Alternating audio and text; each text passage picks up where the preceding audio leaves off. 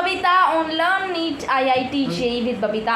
तो हमने पिछली वीडियो बनाई थी फिजिक्स के चैप्टर 1 की वन शॉर्ट की। आज हम लेकर आए हैं फिजिक्स के चैप्टर 2 की one short video. So here I have chapter 2 of physics, that is units and measurements. Again I'm saying the same thing. If you like my video, please do like, share and subscribe.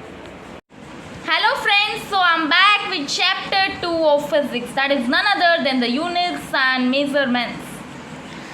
तो भाई आप बोलेंगे कि chapter 2 का नाम measurements and units है, तो तुम एक बात बताओ, ये इतना भारी भरकम वर्ड है मेजरमेंट्स, इसका मीनिंग क्या है? Then I will tell you कि मेजरमेंट वो होता है that tells us that how big और small a physical quantity is. Again you guys will say कि भाई अब इतने मुश्किल वर्ड्स मत यूज़ करो, ये फिजिकल क्वांटिटी क्या होता है. But don't worry, I act as a dictionary, आपके हर वर्ड का मीनिंग होगा मेरे पास. So a physical quantity is the quantity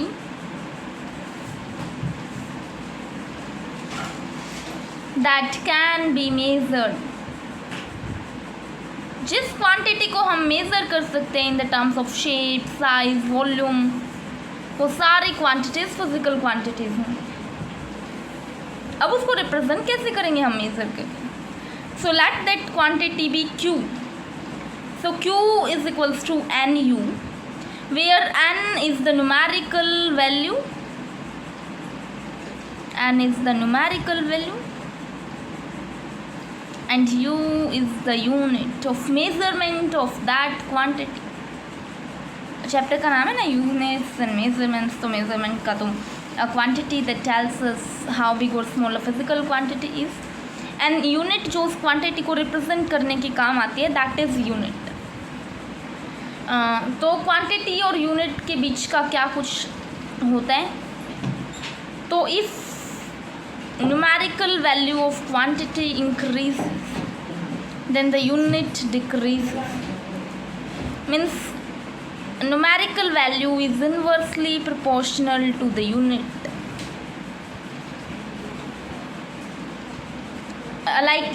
Let's take mass of any physical quantity equals to 5 kg. अब इसको अगर हम ग्राम्स में let 5 is N1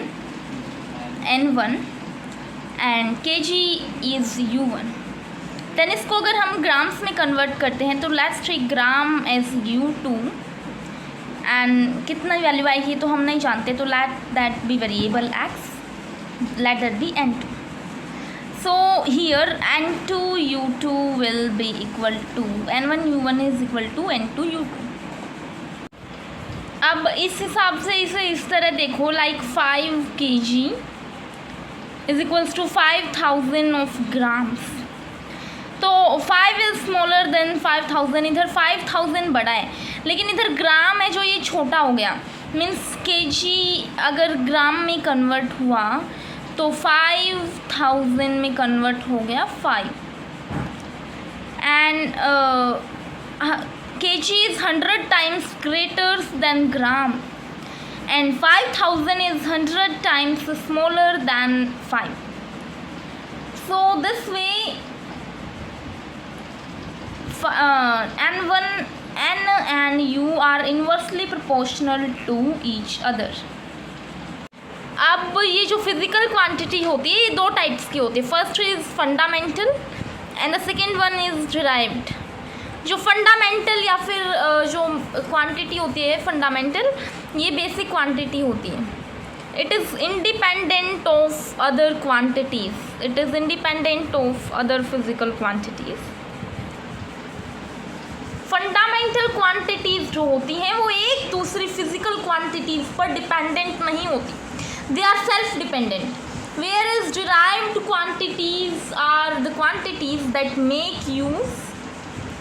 make use of the fundamental quantities. Means जो fundamental quantities पे जो basic quantities पे dependent होती हैं, they are just formed by using fundamental or basic quantities. Those are the derived quantities. वो होती हैं derived quantities. Then we have examples of fundamental quantities and the derived quantities. So for fundamental quantities we have mass, length, time, and for derived quantities we have speed,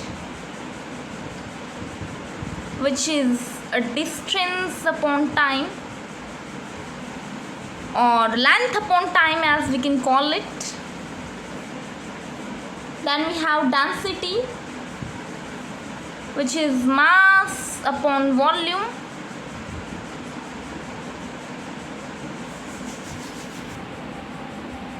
तो friends अब हमारे पास है ये table of units, जिसमें सारे units, उनके symbols, उनकी quantities के बारे में आपको बताने वाली हूँ मैं. So first of all we have mass. So mass का सिंबल है small m.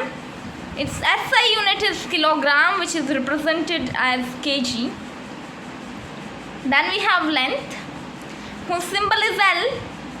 SI unit is meter, represented as small m.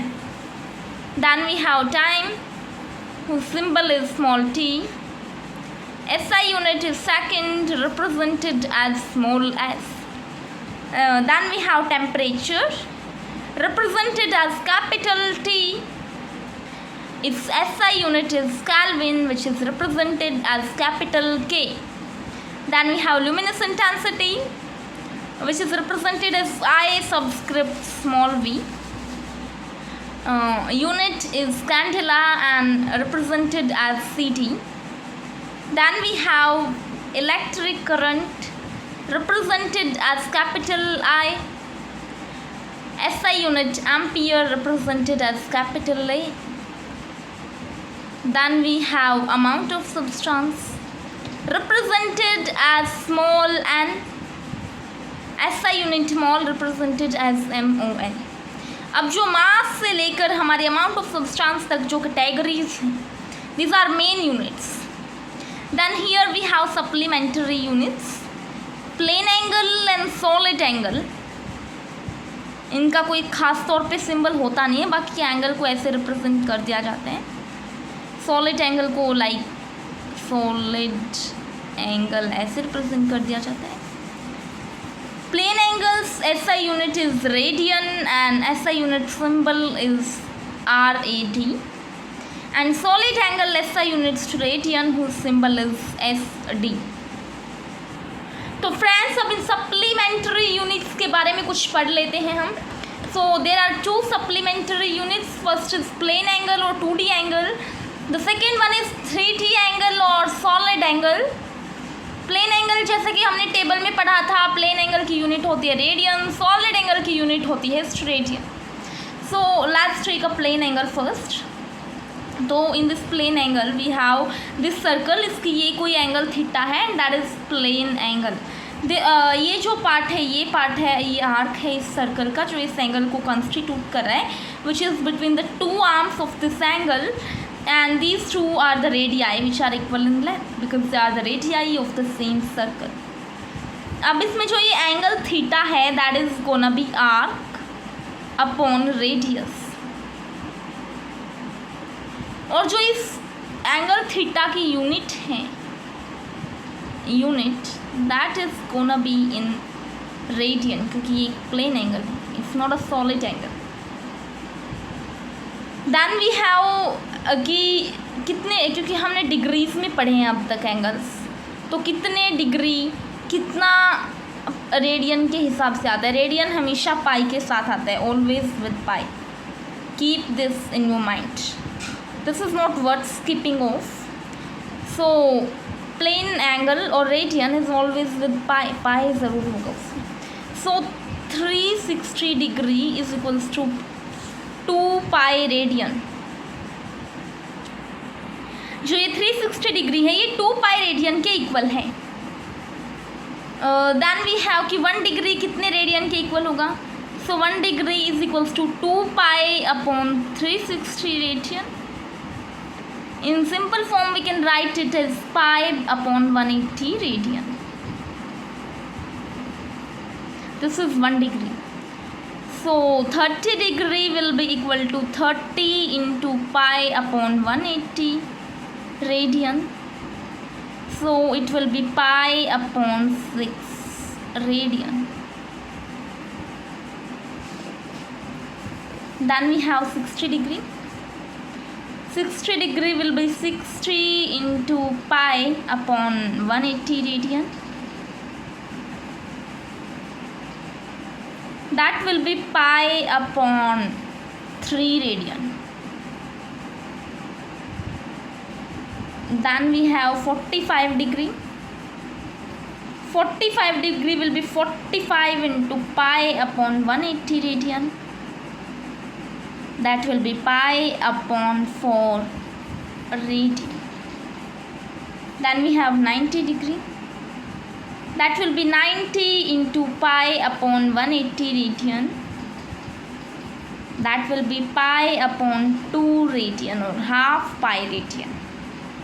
Then we have 180 degree. That is 180 into pi upon 180 radian. That is pi radian. So एक angle को हम एक और quantity की तरह measure करते हैं मिनट्स एंड सेकंड्स.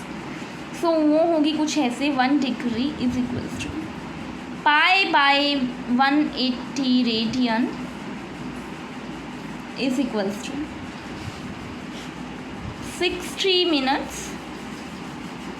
मिनट्स को ऐसे रिप्रेजेंट करते हैं is equals to 3600 seconds.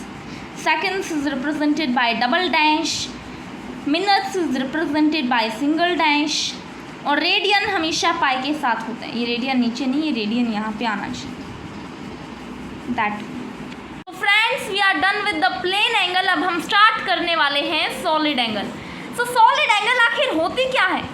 Solid angle is the angle of a solid shape subtended by its surface at its centre. ये थीटा से रिप्रेजेंट नहीं करी जाती. This is not represented by theta, this is represented by omega. तो इसकी formula, इसकी representation क्या होगी? It is the solid angle is the equality of D A upon R square, where A is the area of the solid shape. ये वाला area जो lining से shaded है, and R is the square of the radius of this circular area. अब हमने solid angle कर ली. Now we are to do the differences between the plane angle and the solid angle. Plane angle theta maximum to maximum हो सकती है 2 pi के equal, लेकिन solid angle omega can maximally be equal to 4 pi. इसका derivation कुछ ऐसे होगा, omega is equals to 2 pi, जो थीटा वाला 2 पाई था वो, into 1 minus cos theta. Then cos theta में जो थीटा है उसको 180 डिग्री के हम इक्वल लेंगे. So cos 180 degree is equals to -1. Then 1 minus 1 is equals to 1 + 1. Then 2 pi into 1 + 1 means 2 pi into 2 will be equal to the 4 pi. So friends next topic is dimensions. अब आप बोलेंगे ये dimension क्या भला होती है, हमें भी बताओ ना. तो dimensions of a physical quantity are the powers और the exponents to which the physical quantity is raised. So ये डिराइव्ड क्वांटिटीज़ हैं जो फंडामेंटल क्वांटिटी बनी होती है. तो जो फंडामेंटल क्वांटिटीज़ हैं उनमें जो मोस्ट ऑफन ली जाती हैं those are M, L and T, that is mass, length and time. इन तीनों को बेस मान के इनकी पावर्स को, यूनिट्स को पावर्स में कन्वर्ट करके हम डिराइव्ड क्वांटिटीज़ को रिप्रेजेंट करते हैं. सो हमारे पास ये टेबल है जो कि काफ़ी इम्पोर्टेंट है. इसमें 12 मोस्ट इम्पोर्टेंट फिजिकल क्वांटिटीज़ हैं. उसके अलावा बाकी सारी डिराइव्ड क्वांटिटीज़ हम खुद डिराइव कर सकते हैं. अब हमें पता होना चाहिए कि किस और किस चीज़ के इंटरेक्शन से क्या क्वांटिटी बनती है, और फिर इन सब चीज़ों की डायमेंशन से हम उनकी डायमेंशंस भी निकाल सकते हैं. First of all we have area whose formula is length into breadth its dimension is m to the power 0, that is equals to 1. L square t to the power 0 means SI unit is m square, meter square. Then we have volume, length into breadth into height. Dimension is L cube and SI unit is m cube, metre cube I mean. अच्छा, एक खास बात जो आप सबको पता होनी चाहिए, जो डायमेंशंस होती हैं इन्हें हमेशा ही पॉलीगोनल और रेक्टेंगल ब्रैकेट्स में इंक्लोज कर दिया जाता है. ये मैंने बहुत इम्पोर्टेंट ध्यान देने का पॉइंट है, इसलिए आपको बिल्कुल इधर बता रही हूँ मैं. ऐसे रेक्टेंगुलर ब्रैकेट्स में इनको इंक्लोज कर दिया जाता है, दैट जस्ट ऐसे. Now we have density. Density का फॉर्मूला होता है mass upon volume. Mass is m and volume is length का क्यूब. अब अपॉन में है तो पावर माइनस में हो जाएगी, so we have ml minus 3 और kg metre minus 3 kg per metre cube. Then we have speed, that is distance upon time, lt minus 1 metre per second. Then we have acceleration, that is speed upon time, so lt minus 2 or meter per second square. Then we have force, mass into acceleration, mlt to the power minus 2, that is kg meter per second square. Then we have work or energy, that is force into displacement, it is ml square t to the power minus 2, so we have kg meter square per second square. Then we have pressure, force upon area, ml minus 1 t to the minus 2, that is kg per meter per second square. Then we have power, work upon time, ml square t to the minus 3 kg meter square per second cube. Then we have stress. Stress is also force upon area, ml minus 1 t to the minus 2, that is kg per meter per second square. ये pressure के equal. Then we have strain, that is change in L upon L, that is m0 L0 T0. इसकी कोई dimension नहीं होगी क्योंकि length की dimension होती है L और लेंथ की डायमेंशन होती है L. ये एक दूसरे से कट कर जाएंगे, तो इसकी कोई डायमेंशन नहीं होती. It is the dimensionless quantity. Then it has no unit as well, क्योंकि इसकी कोई डायमेंशन नहीं होती तो यूनिट तो कहाँ से ही हुई. Then we have angle. Angle एक ऐसी एक्सेप्शन है, ओनली एक्सेप्शन, जो डायमेंशन लेस है फिर भी उसकी कोई यूनिट है.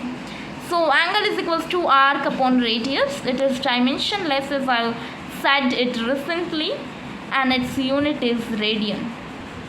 So friends, the next thing related to dimensions we are going to learn is the principle of homogeneity. अब ये प्रिंसिपल ऑफ होमोजेनिटी क्या स्टेट करते हैं? So the principal of homogeneity states that if the dimensions of a physical quantity, if the dimensions of a physical quantity, if the dimensions of a physical quantity appearing on the left hand side, means दो physical quantities जो हैं वो एक equation form में है. So there are two physical quantities, one on the left hand side and the another on the right hand side of the equal to mark, must be equal to the dimensions of the physical quantity on the right hand side, must be equal to the dimensions of the physical quantity present on the right hand side. मतलब जो left hand side पे जो physical quantity होगी और जो right hand side पे जो physical quantity होगी, उन दोनों की जो डायमेंशंस होंगी वो म्यूचुअली इक्वल होनी चाहिए. means the dimensions on the left hand side and the dimensions on the right hand side must be same. Numerical value doesn't affect, the unit doesn't affect, but the physical quantity, the dimension affects a lot. And now we have some rules for this principle of homogeneity. Out of those rules, the first one is that only same physical quantities, means the physical quantities with the same dimensions. Physical quantities means the physical quantities with same dimensions only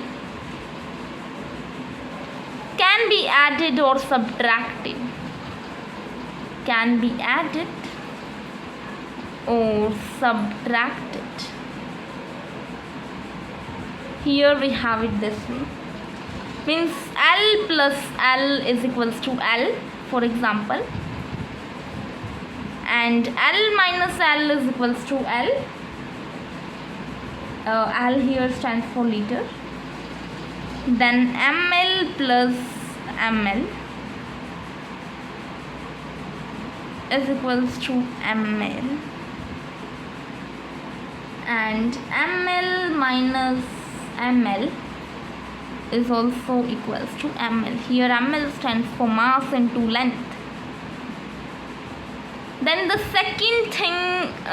second rule for the principle of homogeneity is all trigonometric functions are dimensionless. All trigonometric functions are dimensionless. So the unit, so the degree after a trigonometric function is its unit, not its dimension. For example, we have here trigonometric functions like sin theta, cos theta, tan theta, and so on. Then the third rule we have for the principle of homogeneity is that all the exponential functions,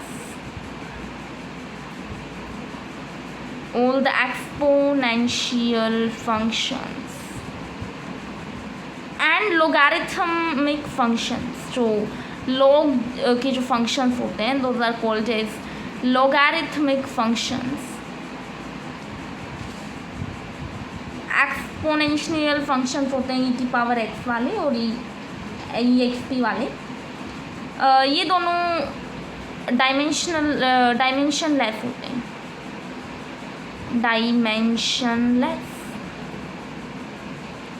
means e to the power x has no dimensions, exp of x has no dimensions, then log a has no dimensions, log ab has no dimensions. That's it.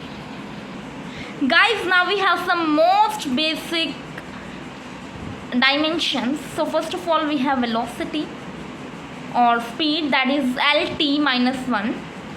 Then we have acceleration, that is lt minus 2.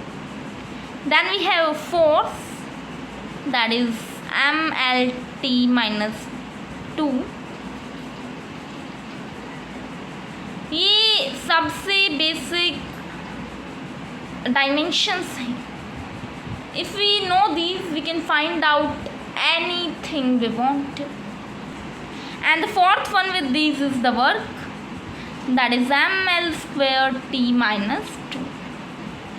अगर हमें ये चारों dimensions पता हैं तो हम कोई भी डायमेंशन विदाउट एनी प्रॉब्लम अच्छे से निकाल सकते हैं.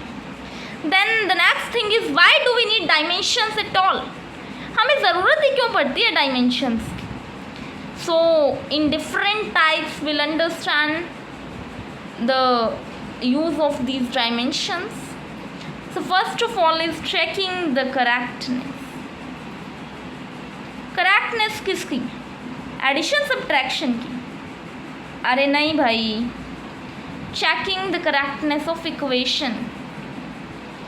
इसके रिस्ट्रिक्ट में स्टेटमेंट आपको दे रही हूँ मैं, you should cram that statement. वो आपकी डिक्टो स्टेटमेंट आपके माइंड में लिखी होनी चाहिए। If the equation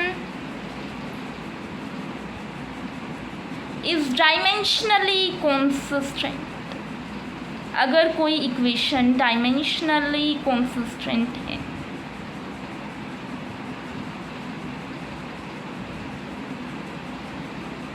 it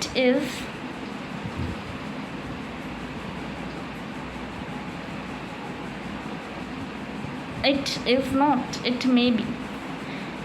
may be correct,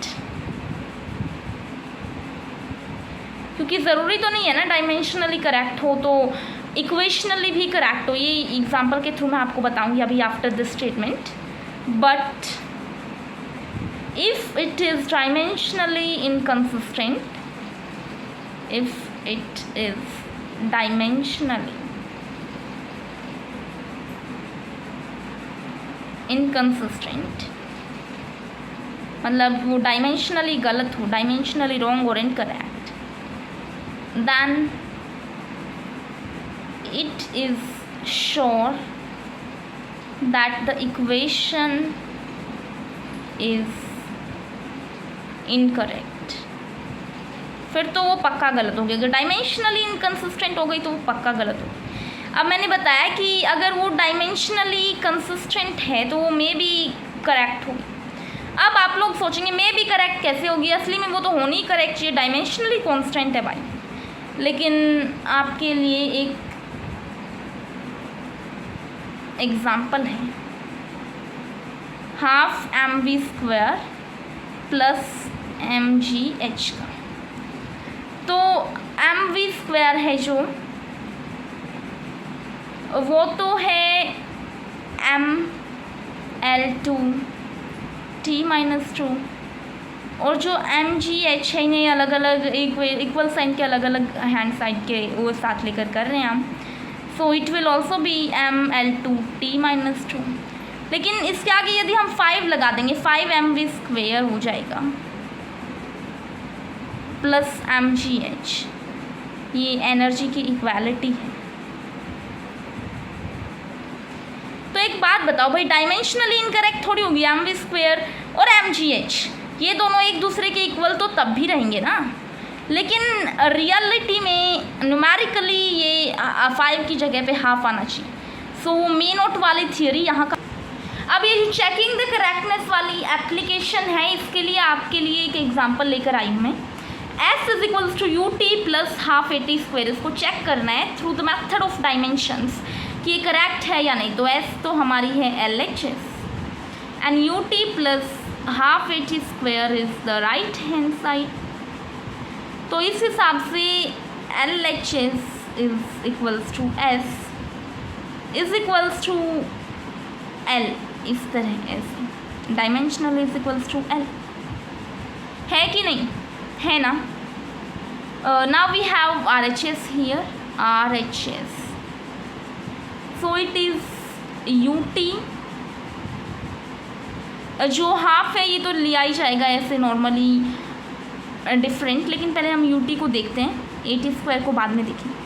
so U is initial velocity, so velocity is Lt-1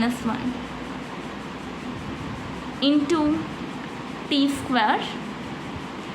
so that is L नहीं into t, ut है, Lt-1 into t। ये फिर L के इक्वल आ गया, S का L और ut का L equal आ गया।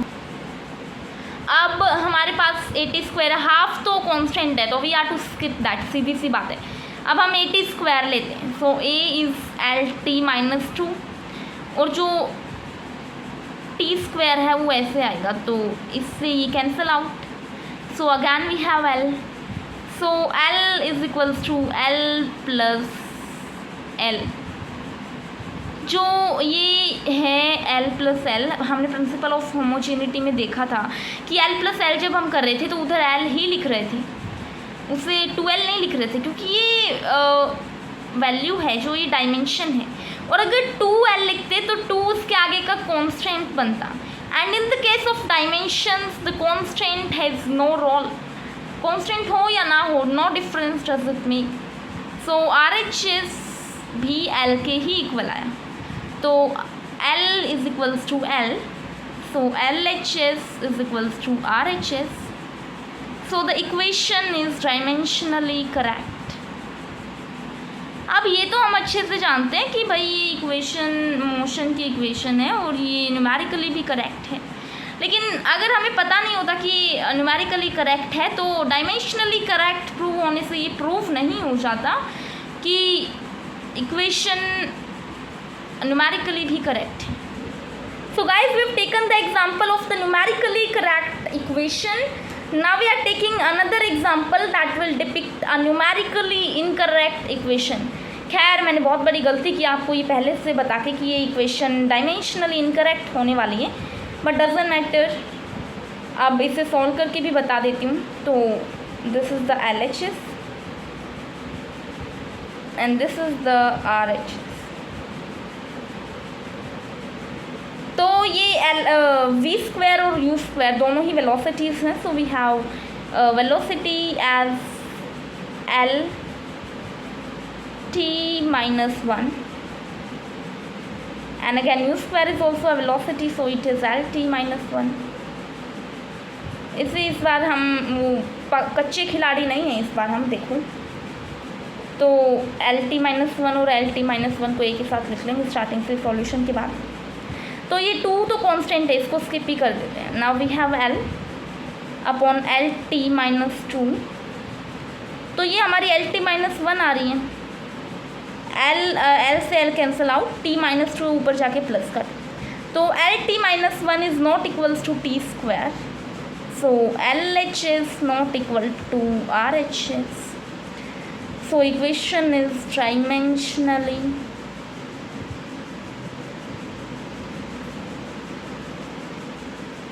इनकंसिस्टेंट। अब ये डायमेंशनली ही इनकंसिस्टेंट है तो न्यूमेरिकली कंसिस्टेंट हो जाएगी, ये जचती है क्या? नहीं भाई, तो ये इक्वेशन न्यूमेरिकली भी इनकंसिस्टेंट है, और ये न्यूटन्स लॉ ऑफ मोशन है ये भी, तो इसका रियल इक्वेशन हमें पता ही है, v square minus u square is equals to 2as। So friends, type 1 तो हमारा था checking the correctness of an equation. अब हमारा जो टाइप 2 है वो है finding the dimensions of an unknown quantity. तो हम एक एग्जांपल के थ्रू समझते हैं। Let x is the displacement, let x is equals to displacement. Now find it in at plus bt, a plus bt plus ct square plus dt cube. तो इसमें t हर जगह टाइम है, and we are to find the dimensions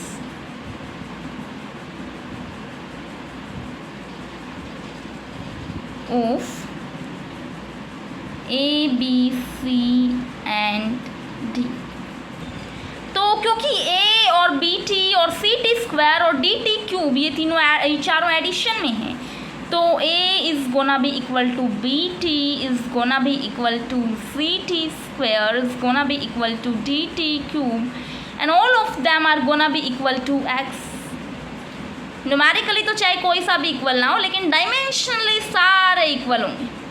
तो x की dimension हमारी displacement means length की dimension l, तो a भी l के इक्वल होगा। अब जो bt होगा वो होगा x is equals to bt ले लिया हमने, इधर इसे सॉल्व करते हैं नीचे, तो x is equals to bt, तो b is equals to x by t, तो l by t that is gonna be l t minus 1।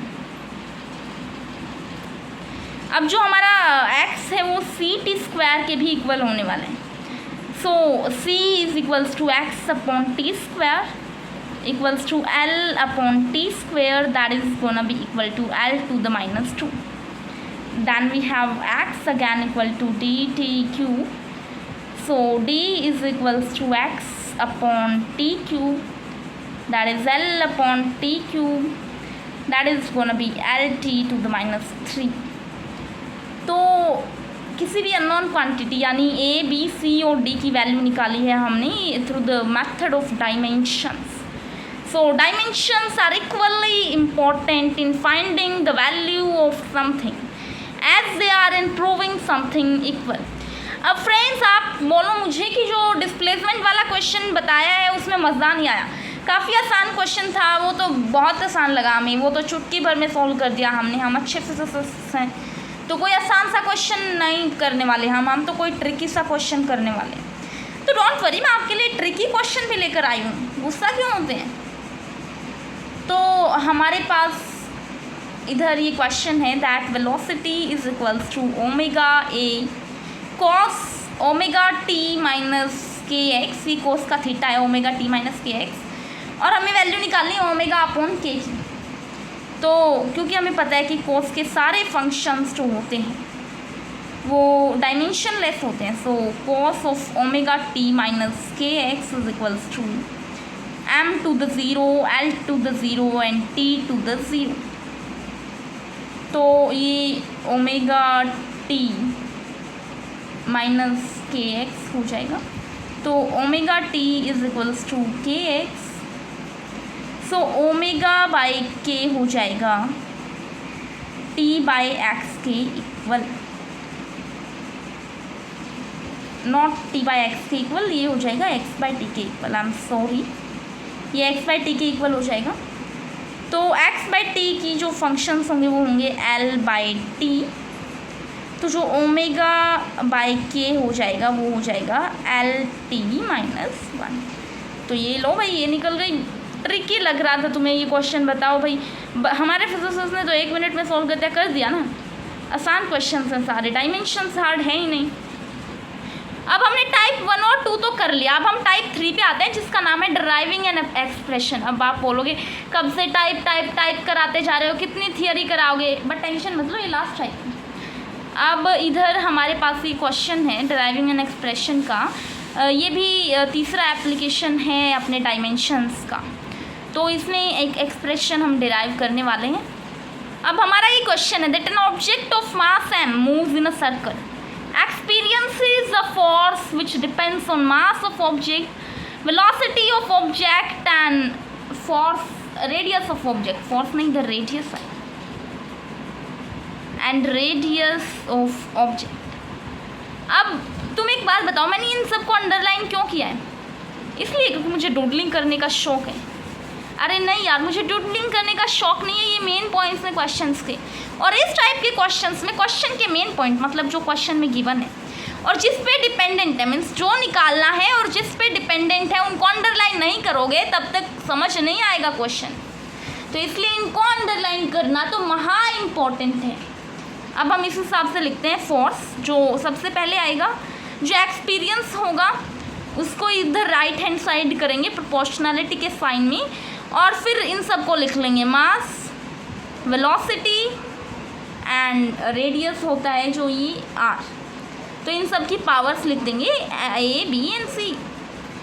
बताया था ना डायमेंशंस में that M power A, L power B, T power C, ये बताया था आपको. उस टाइम पे तो आपके ऊपर से गया होगा, लेकिन इस बार दिमाग में घुसने वाला है, ये देखो.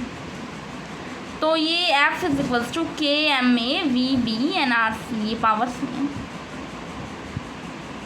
तो दोनों साइड डायमेंशंस यूज़ करो, use dimensions on both side. So we have M L T minus 2. ये तो हमें गिवन है, गिवन क्या है, फोर्स की ये है ना, ये डायमेंशंस. अब ये के तो कांस्टेंट है, इसे तो कांस्टेंट ही रहने दो. Then here we have m to the power a, v is equals to velocity, that is l to the power minus 1, lt to the power minus 1 to the power b, and radius is equals to l to the power c. So here we have m l t minus 2 is equals to k, m to the a, l to the b, t to the minus b and l to the c. अब ये हमारा होगा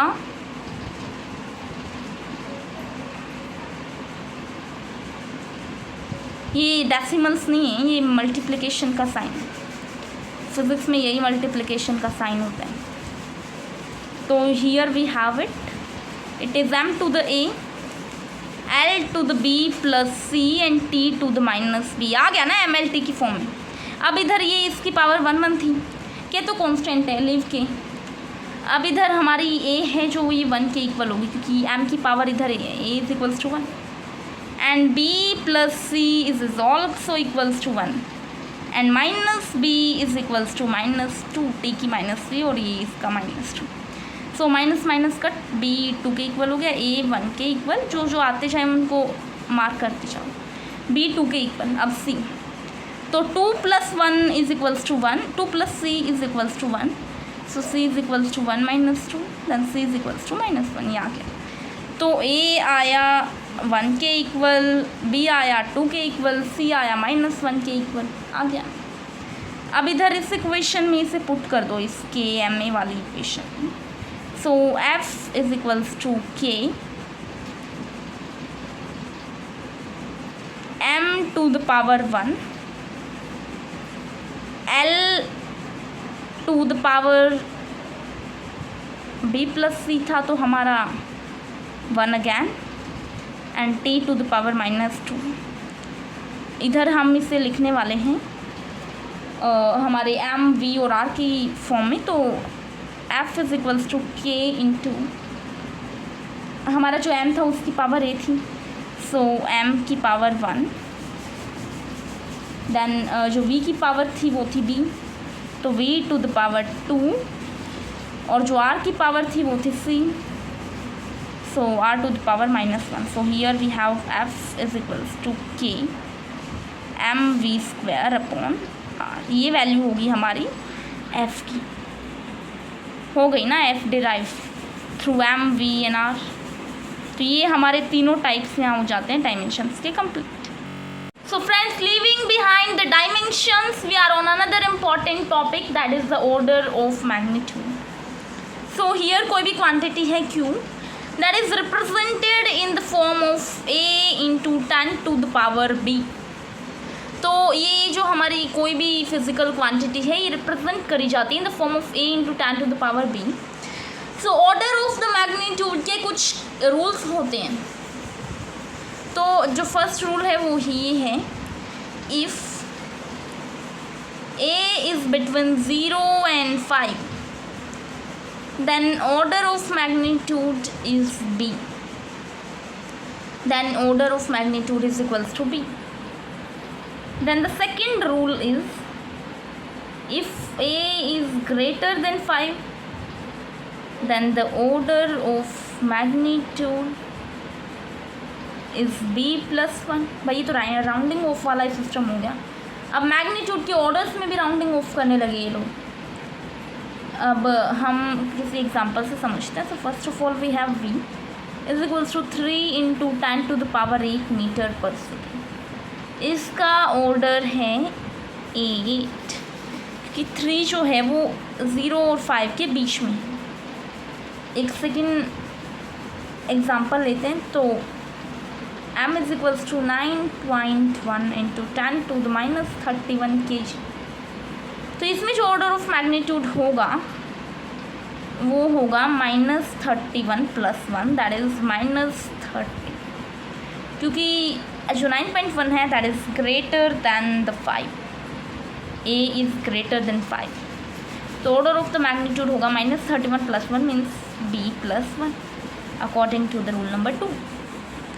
सो the short and important topic of order of magnitude has been done by now and now we are on the significant figures, जो कि हमने rules इनके सारे chemistry के चैप्टर 1 में पढ़े थे। So if you have not seen that video, refer to the video of chapter 1 chemistry, जिसमें 1 by 1 आपको सारे significant rules, significant figures के rules easy explanation और method के साथ बताए गए हैं। The method easy to remember। अब हम इधर सिर्फ एग्जाम्पल्स करेंगे। तो रूल 1 लाइक वी हैव 0.00700। तो इसमें जो पॉइंट के बाद जो टर्मिनल ज़ीरोज़ होती हैं केवल वही सिग्निफिकेंट होती हैं। मीन्स अगर पॉइंट से पहले कोई सिग्निफिकेंट फिगर ना हो और पॉइंट के बाद अगर ज़ीरोज़ हों तो वो अगर टर्मिनल होंगी तो वो सिग्निफिकेंट कंसिडर होंगी, अगर वो टर्मिनल नहीं होंगी तो वो नॉन सिग्निफिकेंट कंसिडर होंगी। सो इसमें होंगे 3 सिग्निफिकेंट फिगर्स, क्योंकि नॉन ज़ीरो नंबर्स तो सारे ही सिग्निफिकेंट होते हैं और zeros, terminal zeros after decimal point are also significant. तो इधर ये सिग्निफिकेंट फिगर्स होंगे। Now we have second example 007। तो जो 7 है इधर केवल यही सिग्निफिकेंट होगा।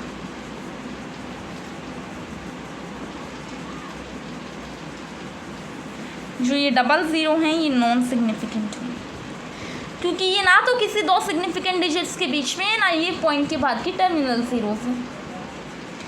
अब टर्मिनल ज़ीरोज़ तो ये भी हैं, टर्मिनल ज़ीरोज़ तो समझते होंगे ना आप, good grammarians. These are the zeros after the decimal point. तो ये इधर डेसिमल पॉइंट के zeros at the end are the terminal zeros. तो इधर डेसिमल पॉइंट के बाद नहीं है, टर्मिनल ज़ीरोज़ तो हैं बट ये डेसिमल पॉइंट के बाद नहीं है। So these are again non significant and this 7 is a significant figure here because it is a non zero integer. ये होगा कुछ इस तरह। So fifth example we have is 7000.0। तो इसमें जो ये ज़ीरो है ये सिग्निफिकेंट फिगर है क्योंकि ये टर्मिनल ज़ीरो आफ्टर डेसिमल है, और जो ये 7 है ये भी सिग्निफिकेंट फिगर है बिकॉज ये नॉन ज़ीरो नंबर है। लेकिन ये जो बीच की 3 ज़ीरोज़ हैं ये 2 सिग्निफिकेंट फिगर्स के बीच की ज़ीरोज़ हैं, इसलिए ये भी सिग्निफिकेंट फिगर्स हैं। So here we have 1, 2, 3, 4 and 5 significant figures. Now here we have pi, which is an integral number. Integral number here means measured number, measured value. So इसमें तो infinite significant figures हैं, मतलब जो भी measurements नहीं होती उनमें सब में infinite significant figures होते हैं। जानते हो क्यों? Let's take here is 2। तो 2 को हम एज 2.0 भी लिख सकते हैं, 2.00 भी लिख सकते हैं, 2.000 भी लिख सकते हैं, 2.000 भी लिख सकते हैं, 2.00000 भी लिख सकते हैं। सो it is gonna be infinite. इसका कोई काउंटिंग मेथड है ही नहीं, ये इनफाइनाइट टाइम्स लिख सकते हैं हम इसे। तो इसमें infinite number of significant figures होते हैं बिकॉज ये मेजर्ड वैल्यू नहीं है। मेजर्ड वैल्यू में तो गिने चुने सिग्निफिकेंट फिगर्स इसलिए होते क्योंकि वो exactly measured value shows the precision of the measuring device. तो प्रिसीजन दिखाएगी तो वो सीधी बात है, उसमें काउंटेबल नंबर ऑफ ज़ीरोज़ ही हो सकते हैं, फिर काउंटेबल नंबर ऑफ फिगर्स ही हो सकते हैं, इसलिए उसमें काउंटेबल सिग्निफिकेंट फिगर्स होते हैं। अब एक और एग्जांपल है हमारे पास 5.030 इंटू 10 to the power 6। तो जो ये 10 to the power 6 है, जो 10 की जो पावर्स होती हैं उन्हें सिग्निफिकेंट कंसिडर नहीं किया जाता। तो हमारे पास इधर ओनली 1, 2, 3 and 4 सिग्निफिकेंट फिगर्स ही होंगे। So we are done with the significant figures. Now we are here on the topic of accuracy and precision. So accuracy is the measurement of how close is the measured value with the true value. मतलब true value जो है, जो actual measurement है उसके कितने पास है हमारी measured value, ये बताती है एक्यूरेसी। तो it is the measurement of how close is the measured value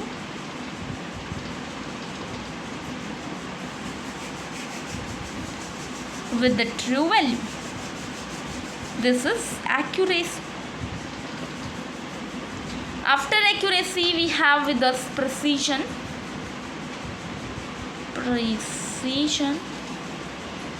So precision is the limit of resolution. The accuracy and precision here are not the accuracy and precisions we study in chemistry, so please don't get confused. So precision tells us about the limit of resolution up to which the quantity is measured. Simple words में precision is the limit of measurement of measuring tool. जो भी instrument हम use कर रहे हैं measurement के लिए, वो कितनी कीनली, कितनी डीपली मेजर कर सकता है। So it is the limit of resolution up to which the quantity is measured. मतलब जितनी डेसिमल पॉइंट्स के बाद जितनी ज़्यादा डिजिट्स, उतनी ही प्रिसीजन ज़्यादा, उतना ही ज़्यादा वो इंस्ट्रूमेंट मेज़र कर पाते हैं। So friends, we are here with an example which will अच्छे से जो आपको बताएगा कि what is accuracy and what is precision. तो इसमें जो एक्चुअल मेज़रमेंट है किसी भी चीज़ की, दैट इज़ 0.532 ग्राम्स। अब ये जो 3 बच्चे हैं A, B एंड C, इन्होंने अलग अलग मेज़रमेंट वैल्यू की हैं इन लेबोरेटरी, लेट्स अज्यूम। तो एक ने की 0.51, ये एक्यूरेट है क्या? तो ये एक्यूरेट तो नहीं है, क्योंकि कहाँ 523 और कहाँ 51, तो ये तो 0.013 ग्राम्स का डिफरेंस आ गया, ज़्यादा ही है, तो ये एक्यूरेट नहीं है।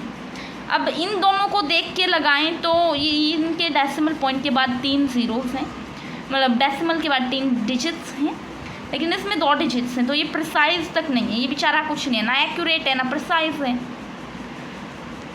अब ये है 5.14, ये एक्यूरेट तो खैर नहीं है, काफ़ी दूर है, अभी 0.009 इतनी दूर है ग्राम्स में, तो ये एक्यूरेट तो नहीं है लेकिन प्रिसाइज ज़रूर है। और ये देखो, ये एक्यूरेट भी है, ये प्रिसाइज भी है, 0.001 का डिफरेंस है, और प्रिसाइज भी है, 3 डिजिट्स है ना डेसिमल पॉइंट के बाद। तो this is all about accuracy and precision in physics. तो कितनी दूर तक एक इंस्ट्रूमेंट मेज़र कर पाता है, जो प्रिसीजन होती है, that has a scientific term least count. तो least count is some way depending on error, it has some interdependence on error। तो जब लीस्ट काउंट लेस होगी तो जो एरर है वो कम होगा, मतलब प्रिसीजन ज़्यादा होगी। So error is inversely proportional to precision. Error is inversely proportional to precision. जब डेसिमल ज़्यादा होंगे या फिर जब लीस्ट काउंट ज़्यादा होगी तो एरर होने के चांसेस भी कम होंगी, तो प्रिसाइज कम होगा दैट।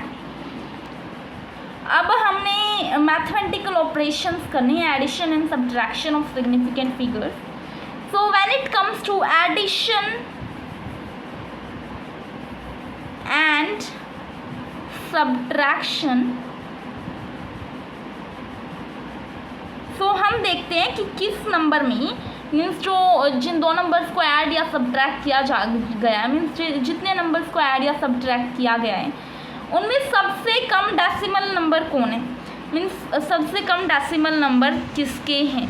लीस्ट डेसिमल नंबर को चेक करते हैं while performing addition and subtraction, we check least decimal number and report your answer in that। जो सबसे कम डेसिमल नंबर होता है, we report our answer in that, report our answer in that, we have it this. Then we have multiplication and division.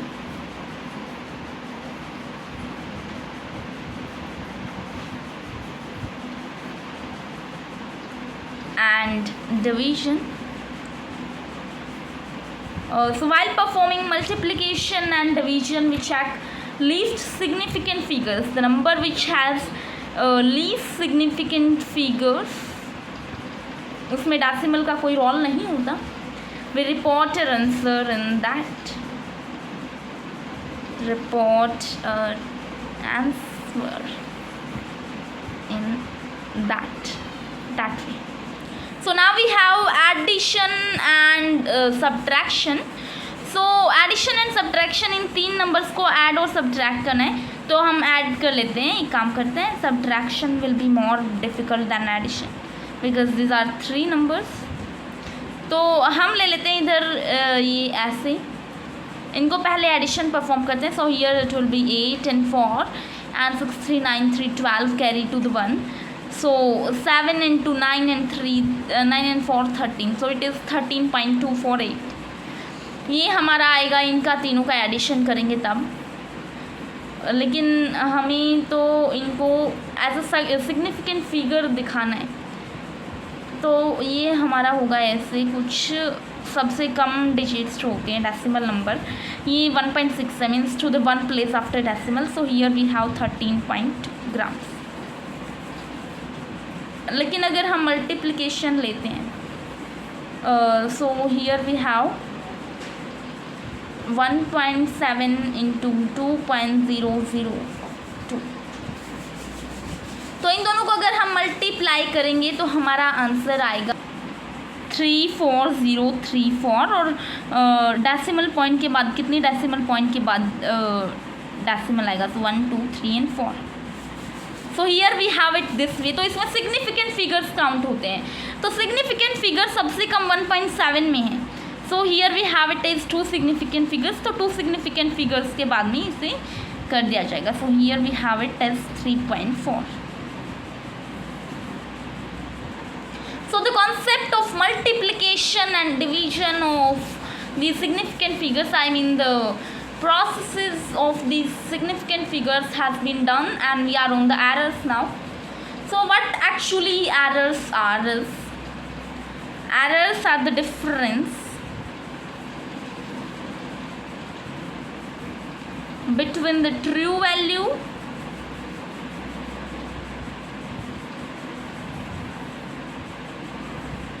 and the measured value. Be it positive or negative doesn't matter, लेकिन difference होना is the thing. So ये error का representation is not just important, it's more than important.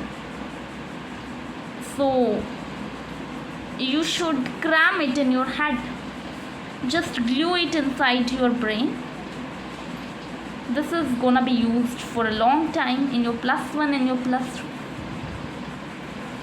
So measured value, did you see this sign of modulus here, both the sides?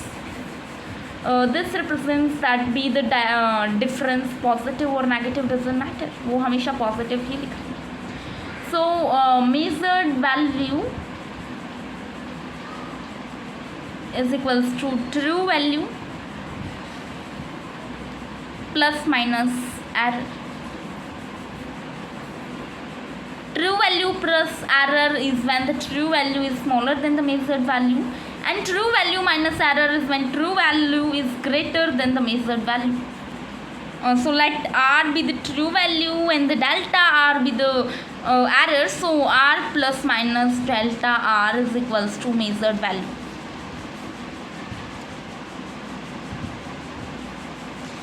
Now we have types of errors. So errors are broadly 2 types. First of them is the systematic error, and the second of them is the random errors. First of them is the systematic error, and the second one is the random error. As the name suggests, the systematic error is the error that occurs in one direction and is known. Means the error that occurs in one direction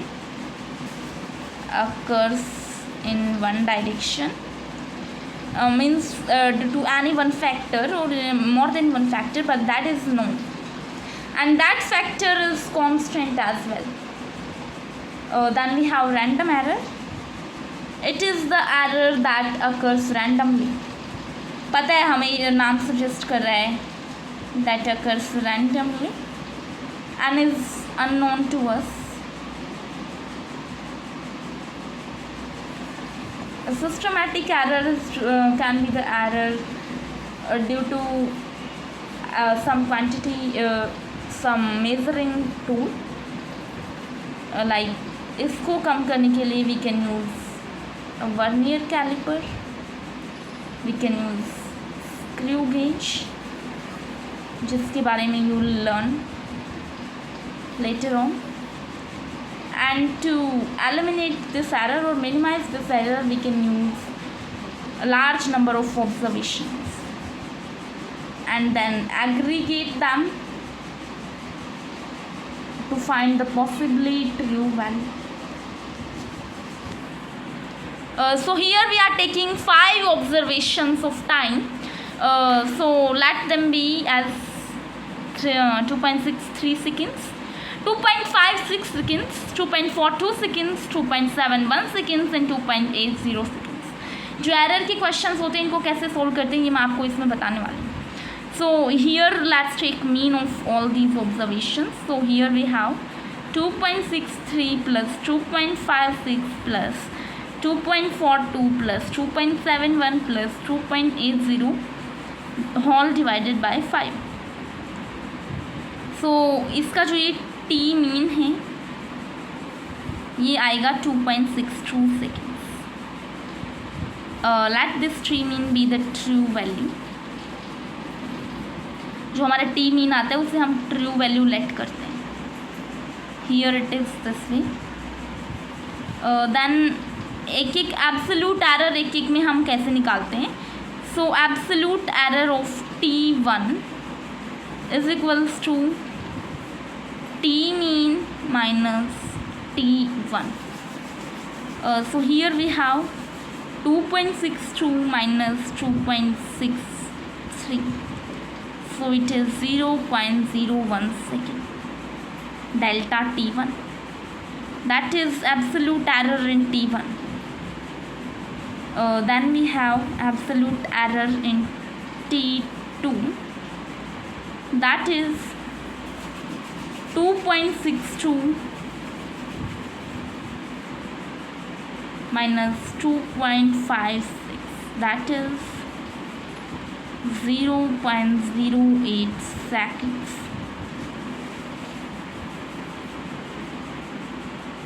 Then we have delta T3.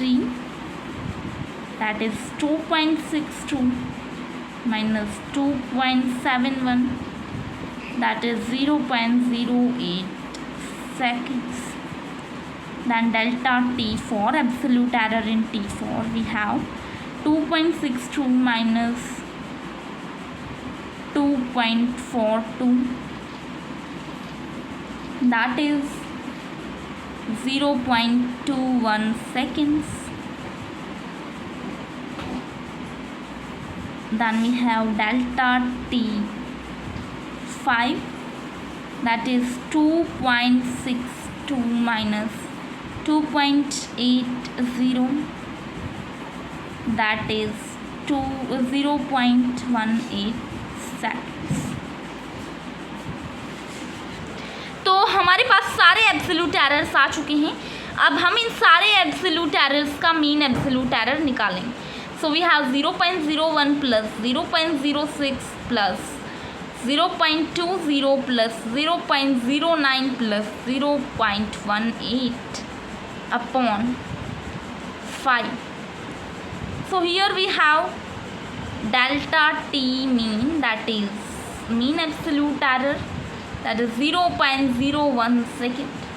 अब हम relative error निकालने वाले हैं. Relative error we are having now, so it is gonna be absolute error in time का mean upon mean of measured time. That's it. Then here we have 0.11 upon 2.62, that is equals to 0.042 seconds. Second upon second इधर आ जाएगा तो ये cancel out हो जाएंगे. 9 second में take care of these things. It was the mistake I was telling you right now. To pay your attention more betterly I did write second here. So here we have percentage error. So this is relative error into 100, that is 0.042 into 100, that is 4.2%. Simply simple. So friends, now we are having errors in multiplication, division, addition and subtraction. So errors in addition ले तो let x is equals to a plus b. So x measured is equals to a measured plus b measured.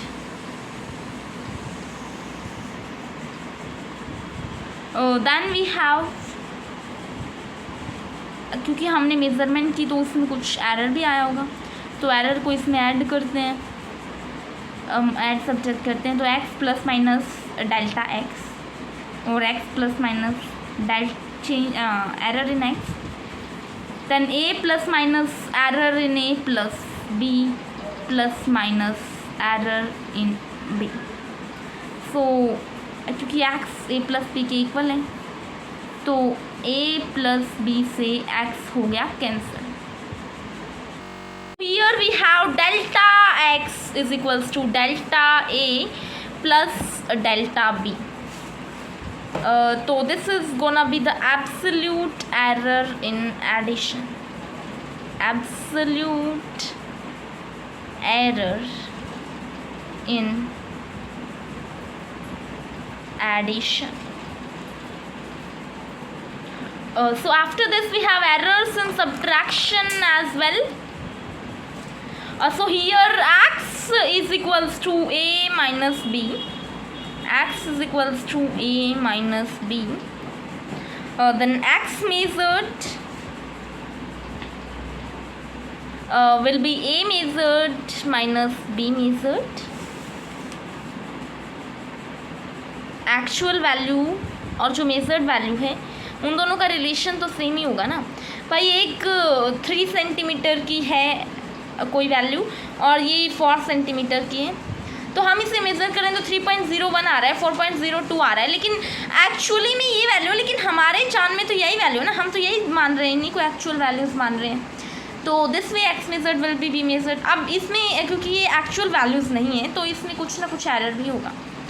So x plus minus error in x will be a plus minus a error in a minus b plus minus error in b. ये कुछ ऐसे. So here we have x plus minus delta x is equals to a minus b plus delta plus minus means delta A plus delta B. तो क्योंकि x a minus b के equal है तो delta x will be, इन दोनों को cut करने के बाद delta a plus delta b. तो आ गया ना वही एडिशन वाला रिजल्ट. देखो इधर ये delta a plus delta b. Here we have delta a plus delta b. So this way errors in addition and subtraction are always error in a plus error in b. So we are done with errors in addition, we are done with errors in subtraction. So now we are at errors in multiplication. So let x is equals to a into b. Then x measured will be is equals to a measured into b measured.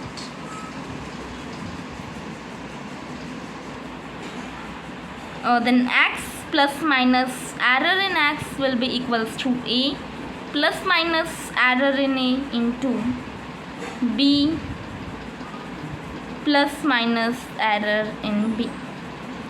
तो ये representation होगी कुछ ऐसे. So here it will be A B plus minus a into error in b plus minus b into error in a plus minus error in a into error in b. So this error in a into error in b is a बहुत छोटी term. So we are neglecting it, neglect it because it is बहुत छोटी term. कितनी छोटी, इतनी छोटी, इतनी छोटी, इतनी छोटी कि क्या बताएं, इतनी छोटी, इतनी छोटी टर्म है तो इसे नेगलेक्ट ही कर देते हैं। Then we have x plus minus error in x is equals to A B plus minus A delta B plus B delta. ये होगी कुछ है, ये है del X plus minus delta X. अब हमें गिवन है कि x is equals to A B, तो x और A B cancel out with each other, so delta x will be A delta B plus B delta ए। अब मैं division का derivation करा नहीं रही क्योंकि हमने देखा था जैसे एडिशन और सब्ट्रैक्शन का डेरिवेशन यही होता है, ऐसे ही मल्टीप्लिकेशन और डिवीजन का भी डेरिवेशन यही होता है। मतलब एंड में वैल्यू तो सेम ही आनी, बस डेरिवेशन थोड़ा सा अलग होगा। डेरिवेशन एरर्स का कहीं पूछा नहीं चाहता। This was just for your better understanding too, क्योंकि मैं अगर सीधा बोलती तो ये ऐसे ही है जैसे आर्यभट्ट ने कहा था पृथ्वी गोल है, किसी ने विश्वास नहीं किया था, यही है। अगर प्रूफ के साथ नहीं बताते तो आप भी मेरी इस बात पर विश्वास नहीं करते, इसलिए मुझे आपको डेरिवेशन के साथ बताना पड़ा। लेकिन now that you understand, so I am not deriving the errors in division, so let's proceed on to the next topic. लेकिन उससे पहले एक छोटी सी स्टेप जो हमने मिस कर दी वो ये है दैट डेल्टा एक्स, क्योंकि रिलेटिव एरर तो डेल्टा एक्स अपॉन एक्स भी आएगा। So here we have A delta B plus B delta A upon A B. तो इसको अगर हम सेपरेटली लिखेंगे तो that would be A delta B upon A B plus B delta A upon A B. So इधर A से ए cancel out हो जा रहा है, इस इधर बी से भी कैंसिल आउट हो जा रहा है। So we have delta B upon B plus delta A upon A is equals to delta X upon X. आखिरी जो रिजल्ट आएगा ये है एंड रिजल्ट, मल्टीप्लिकेशन का भी और डिवीजन का भी। So take care, don't miss this thing. ये जो स्टेप है ये मोस्टली सबसे मिस होती है, so just pay attention to this, you are lucky once. ये कोइंसिडेंस ऐसा हुआ that you will be remembering it now. So relative error जहाँ निकालना हो वहाँ ये स्टेप मिस मत करना, जहाँ एब्सोल्यूट एरर निकालना हो वहाँ यहाँ तक रख लेना, that's all. So now we have the errors in power. तो एरर्स इन पावर को कुछ ऐसे डिपिक्ट करते हैं that x is equals to a to the power x, b to the power y upon c to the power z। तो ये हमारी होगी delta x upon x will be x delta a upon a plus y delta b upon b plus z delta c upon c। इसकी derivation अभी हमारी +1 class में नहीं है, but in graduation level you will for sure learn this. So bidding goodbye to the concept of errors, here we have the concept of the stopwatch. तो stopwatch is used to measure time period. इस दुनिया में कोई इंसान तो ऐसा नहीं होगा जिसने stopwatch नहीं देखी होगी। तो this time period is measured by stopwatch. So time period is equals to time upon number of oscillations.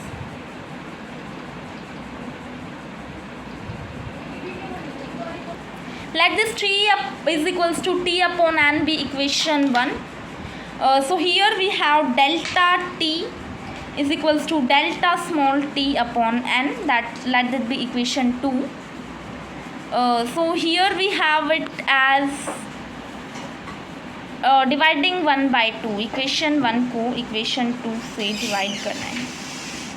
Dividing 1 by 2 we have delta t upon t is equals to delta t upon n upon t upon n, this way. So here we have delta t upon t. So relative error in time period means relative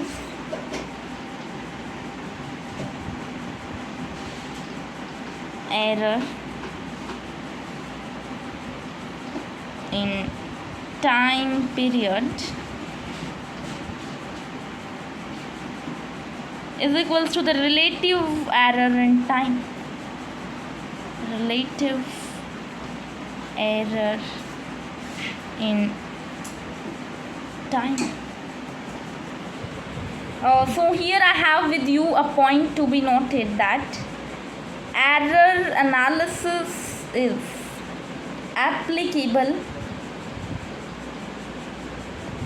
only and only when the error is less than 5%. 5% तो बहुत बड़ी digit हो जाती है, लेकिन फिर भी 5% ले लेते हैं हम. when the error is less than 5%, तभी एरर एनालिसिस का कॉन्सेप्ट अप्लीकेबल है. That way. So here we have some convergence. So 1 light year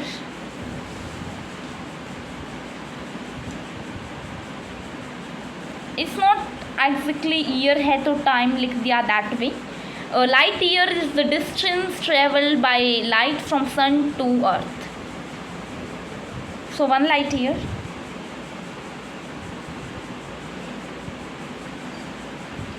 is equals to 3 into 10 to the power 8, that is the speed of light.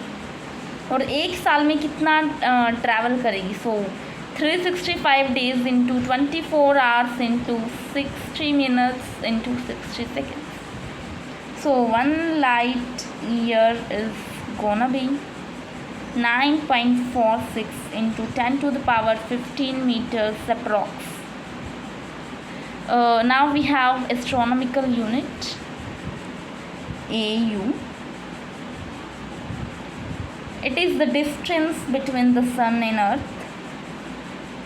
Distance between sun and earth. So 1 AU is equals to 1.496 into 10 to the power 15 meters. Now that we have parsec, so 1 parsec is when the distance between the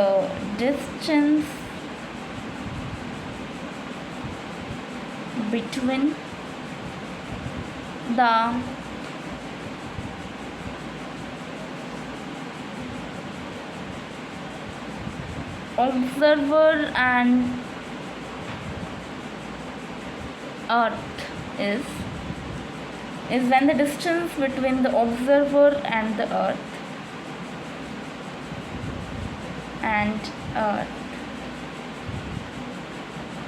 and the distance between the sun and earth is 1 AU. Sun and earth is 1 AU, and angle between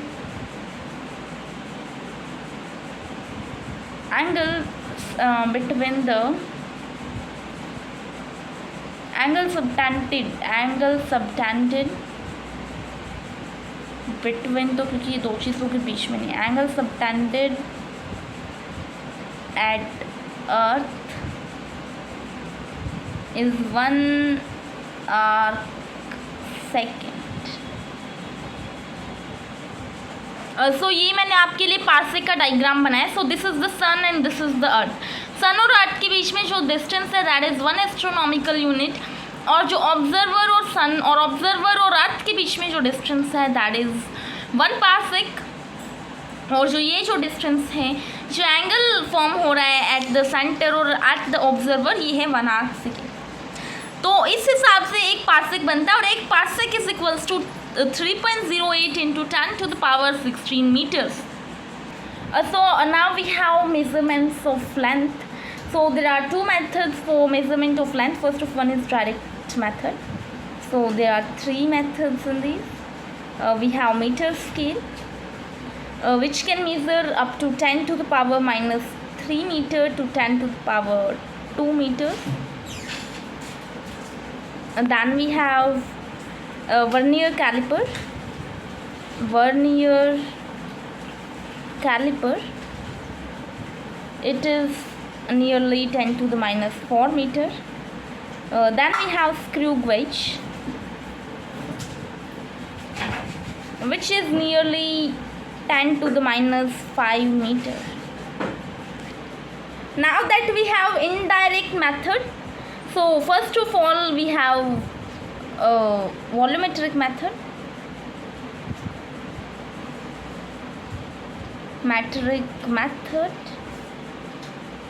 And then we have the parallax method. The volumetric method is used to measure extremely small measurements, nearly up to a molecule, and the parallax method is used to measure extremely large molecules. तो जो पैरेलक्स method होता है वो mostly अर्थ और सन की distance को measure करने के काम आते हैं. So it is theta is equals to r upon ab. Theta is in radian. R is the distance between the diameter of the earth.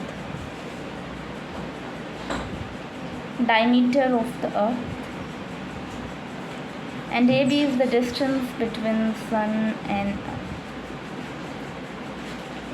जो पैरेलक्स मेथड है और जो वॉल्यूमेट्रिक मेथड है ये काफ़ी एबनॉर्मल मेजरमेंट्स करने के काम आते हैं.